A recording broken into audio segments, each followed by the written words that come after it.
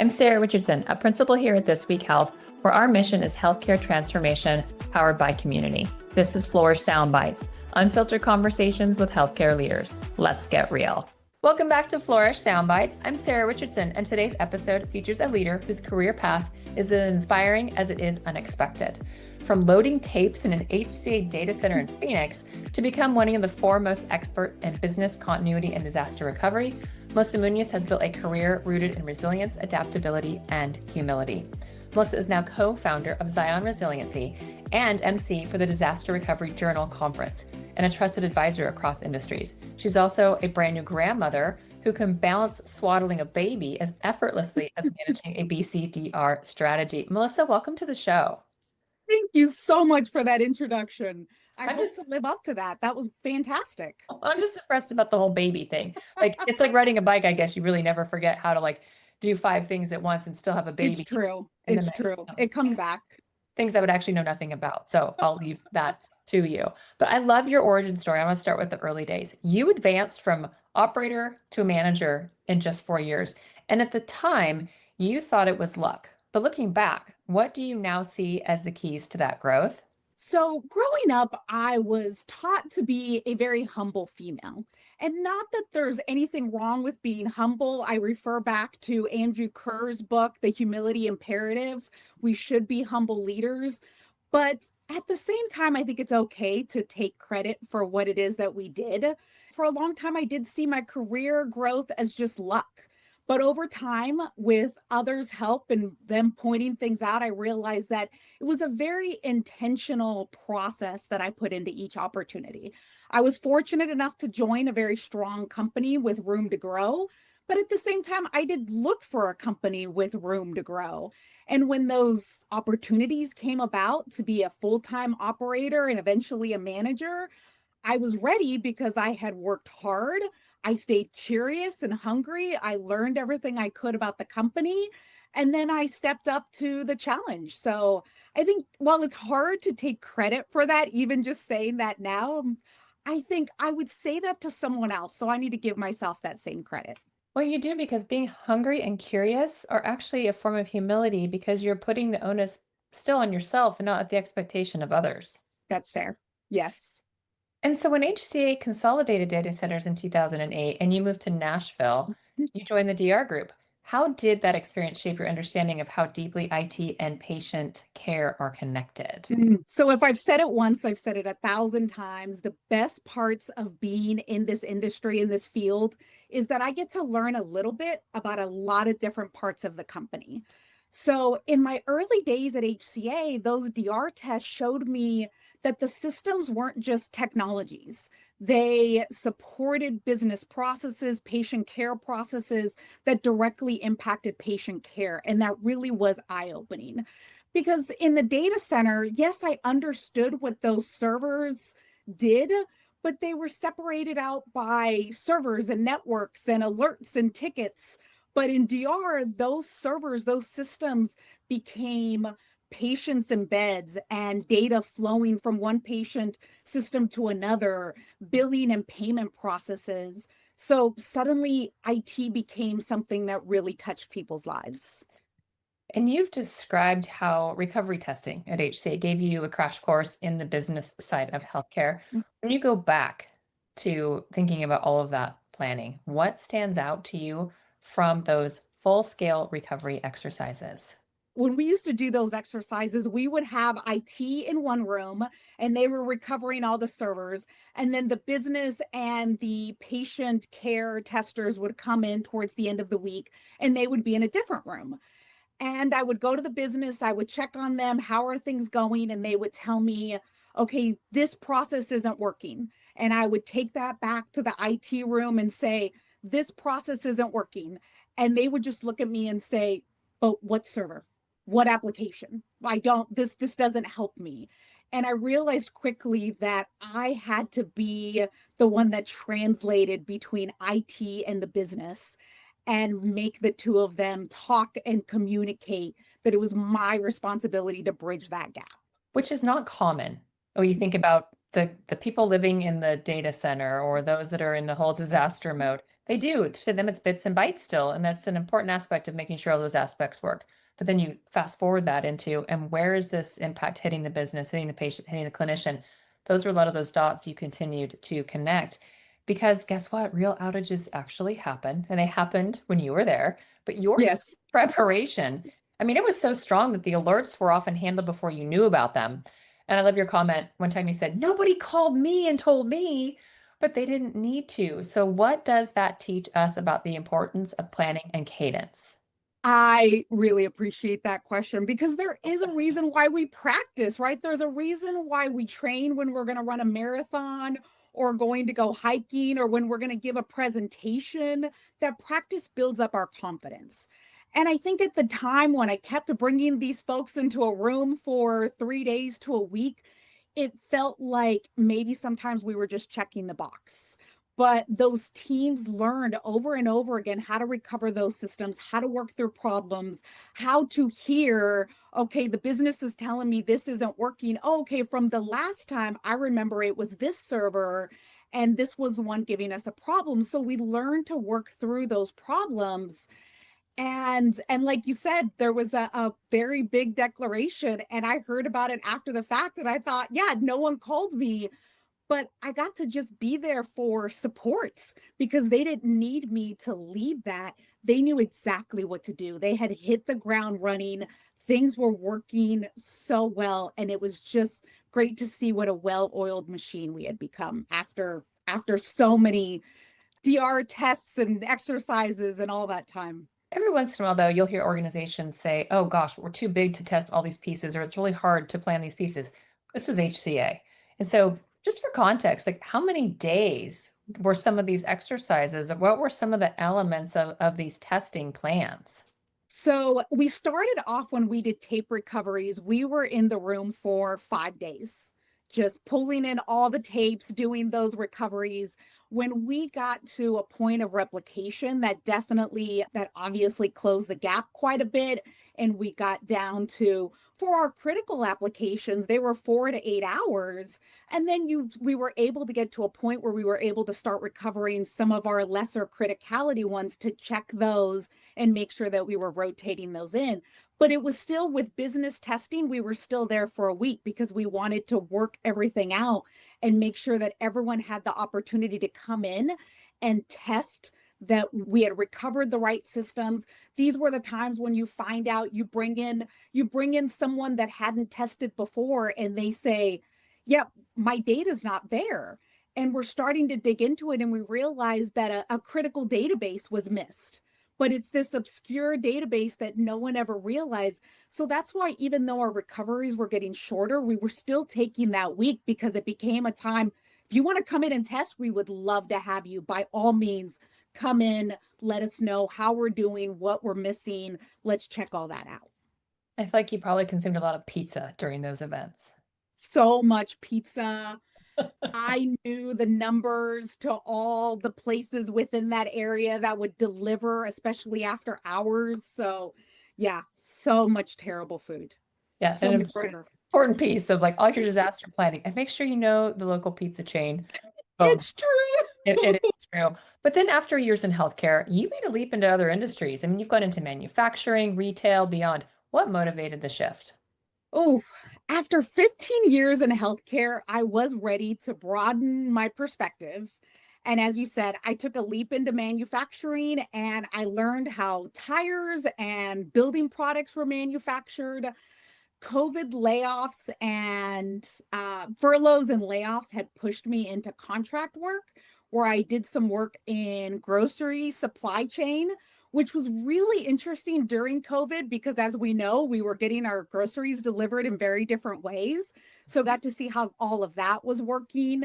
And then it was funny because during that time, I just can't stay away from my Nashville healthcare roots. And I started doing some contract work with another healthcare company in that area. But it was essentially that curiosity that I have. I want to learn more about these industries, and this field gives me an opportunity to just pick off a little bit, learn about how all this works together, and it continued to motivate me to go into different areas. And from those experiences, what lessons do you believe that healthcare leaders can learn from how other industries approach resiliency? In manufacturing, there's a relentless focus on finding those single points of dependency, on making sure that there's efficiency. So I think for healthcare leaders, you think about that finding those single points of dependency in staffing and processes and technologies. In retail, I learned about agility, right? Products change season to season or delivery methods change. So you think resiliency planning goes into that for healthcare in adapting in new treatments or patient surges. We've got to remain agile. Supply chain taught me that operations emphasized on the need, supply chain emphasized the need to understand that end to end, and that's what we need to do often in healthcare. We have to understand what the product flows are from systems to vendors to clinical operations. So there's a little bit to take away from each one. Well, and I love having that multifaceted perspective because there are going to be nuggets of each, which brings you into what you now do for a living. I mean, you run Zion Resiliency with your husband. You also Yes. serve as an MC for DRJ, and you do the additional contract work in myriad fields. And so, what does a day in the life look like for you now? I don't know about a day in the life, but I know a week in the life could definitely shift. I mean, I'm shifting between industries. I might be working in healthcare. I might be working right now. One of my big contracts is with a large retailer where I'm working through business continuity life cycle with them, doing impact and risk, concentration risk assessments with them. I do spend a lot of time on LinkedIn, as I'm sure a lot of your audience does. I might be commenting on someone's post to make sure that they get a little bit more visibility. I do love to encourage my fellow field people in the field to present at conferences because we need some new speakers. We want to learn from you. So I'm often out there trying to get people to speak at the next DRJ conference. And then, as you mentioned, twice a year, I am the MC. I'm up on the stage at DRJ, which is the largest and the longest running conference in our field. And I'm just up there trying to keep the audience engaged and energized in between sessions. So it could depend on the week where I am or what I'm doing. Do you tell that audience, like, hey, if you're on your phone, I hope you're taking notes. And if not, I hope you're taking my picture and posting it on LinkedIn, talking about how amazing this conference is? Because I, too, came back from a conference about a week ago, and the amount of people heads down in their phones during the speakers. And I'm like, please be taking notes or, again, promoting the Yeah, event. And yet, I sometimes wonder how fractured our attention span gets, especially if you're going to take the time to go to these conferences. But you've always said the DRJ is the same people often coming together. So it's a bit of a reunion. So there's more of a maybe a it familiar is. aspect to the way that the knowledge is Yeah. consumed. So for someone who's thinking about stepping out on their own, what advice do you have about building the right network and finding consistent opportunities? And I'll also preface this, Melissa, by saying the amount of inbound conversations we all have about helping people find new roles, new opportunities, new jobs, especially in a really awkward employment climate right now. What Yeah. can people do to be an advocate for themselves? I'm helping a very good friend through this right now, and she has built a reputation for consistent quality work and trusted relationships. So that's step one. Ask those folks around you, check on your reputation, what you're known for. And then at some point, you have to just take that leap and get out there. If you've done your due diligence beforehand and you've checked and you are known for good quality work, people come to you for questions and answers, then don't get stuck in that analysis paralysis, right? That perfect is the enemy of good. Just jump out there and get it done and stay consistent with your network, right? That's why I'm constantly on LinkedIn. That's why I do enjoy going to conferences. I just want to stay active in my network. And actually, one of my more consistent contracts came from a LinkedIn post that somebody had posted. I just got this big healthcare contract. I reached out to him. I said, we've only met a couple times at the conference, but I have 15 years of experience in healthcare, would love to help you out. I stayed visible. I stayed consistent with that messaging. And then that's one of my repeat contracts that I get. Which is such a beacon for others who wonder, like, oh my gosh, I've been posting, I've been connecting, and I'm not getting any of these returns. And there's always that one. It's like worth it. I tell people, you're going to get 20 no's for every one yes, but keep it going because you never know where So something true. will pop up. Let's be honest. Someone reached out to me about BCDR recently, and I was like, oh, you need to talk to Melissa because I know Yes. what they were specifically looking for was your niche. And heck, what are the odds that that was the call that came in at the time that you and I have been talking about recording this? So you never know where something like that will land. Hmm. So great Hmm. advice. Yeah. What now, though, is the most fulfilling part of this chapter in your career?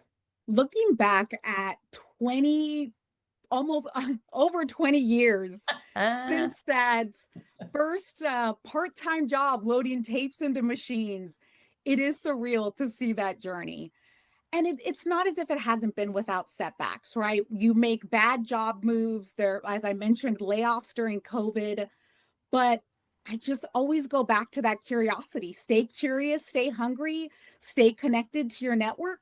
Jobs, contracts, opportunities came from that.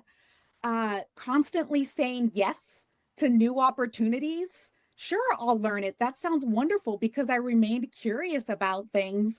And then it resulted in a career that, as you said, it's hard to believe that I've been, in my grown up job for over 20 years, but it's resulted in a career that keeps me engaged and inspired every day. I just really love what I do. well, and you love doing something that most people don't know that much about or don't True. want to be excited about because BCDR in and of itself, it's like, however, you're the first person that gets called when something goes wrong. So you're a bit of an insurance policy on top of It's everything true. else. Here's what I love though about your first real IT job being loading tapes for backup in a data center part-time. Do you realize when you tell your granddaughter that story, once upon a time I loaded tapes and she's gonna stare at you and be like, what's a tape? What's a tape? Right? That's a very good point. She may not even have DVDs to look at that point. Uh, At the there's not DVDs now, Melissa, just FYI. I have been working for over 20 years. I might be a little bit older than I'm let on. But you're not older than me. So if you go back to the VHS tapes, then you got something going for Very. sure. Okay, are you ready for speed round? Oh, yes. Okay, what is one resiliency lesson you think applies just as much to everyday life as it does to IT? Don't give up. And if needed, you can always recover from scratch. Just start over. It's okay. Okay, I love that one. What's your proudest grandma moment so far? Oh my gosh. Watching my daughter become a mother has been surreal. There's parenting is full of bittersweet moments. And so just watching her grow into this new role really has been incredible. But I will admit as well, I am a little hopeful that this little girl gives my daughter as much challenging moments as my daughter gave me. So I'm really looking forward to those. Otherwise, I bet you can help be a bit of I the will be, antagonist, protagonist in that role. And I have to ask you one more. I know you love podcasts. If yeah. you were to recommend one right now, which one is it? Oh my gosh. So it's actually the one you recently introduced me to. I have been binging Acquired Yeah. and I loved the epic one. You shared that one with me. You said that one was wonderful. I loved that because of my healthcare background. And then I was digging into more. The Costco one was amazing. I just started the IKEA one. The Nike one was super great. So I love those. And then right behind that, there's Business Wars, which is very similar to Acquired. But I just love hearing how businesses got started. And again, I think that goes back to I didn't intend this to be the theme, but curiosity seems to be the theme. And when Yeah. you hear about these entrepreneurs, they were curious. They remained hungry and curious, and they just kept taking that next step and pushing. And then they turned something out of nothing. So it's really incredible to see.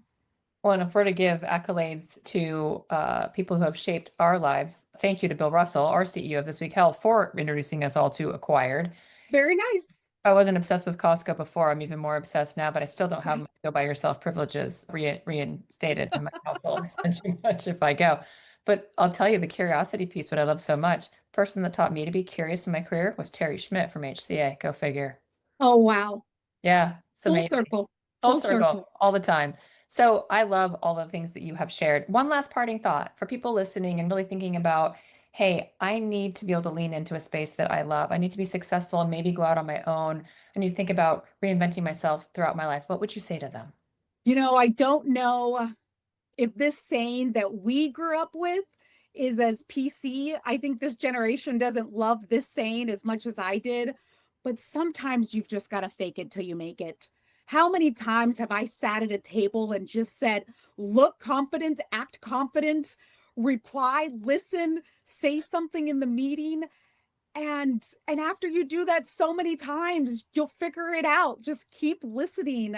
But I've done that so many times in my life, and so far so good. It continues to work. But I mean, I think it's how we show up that I am willing to listen and be curious. But we don't all know what we're doing. Sometimes you just got to take that leap and try something new.